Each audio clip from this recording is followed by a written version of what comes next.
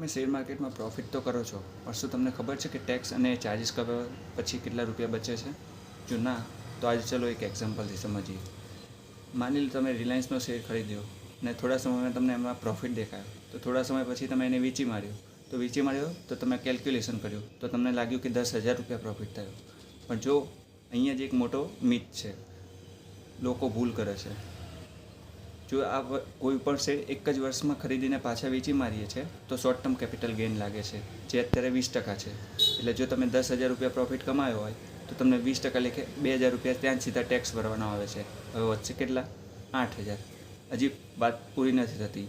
હવે 8,000માં પણ તમને ડીપી ચાર્જિસ, ટેક્સીસ અને બીજા ચાર્જિસ લાગે છે, બ્રોકરેજ ચાર્જિસને આ બધા કપાય છે.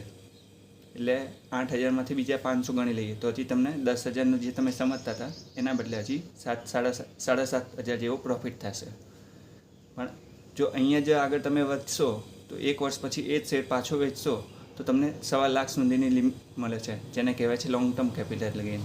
આ લોંગ ટર્મ કેપિટલ ગેઇનમાં 0% ટેક્સ લાગે છે. એટલે જેટલો બી પ્રોફિટ થાય એ બધો તમારો હોય, એમાં કોઈ તમારે ટેક્સ લઈ દેવાનો નથી આવતો જ્યાં સુધી તમારો પ્રોફિટ 1.25 લાખની ઉપર ના જાય.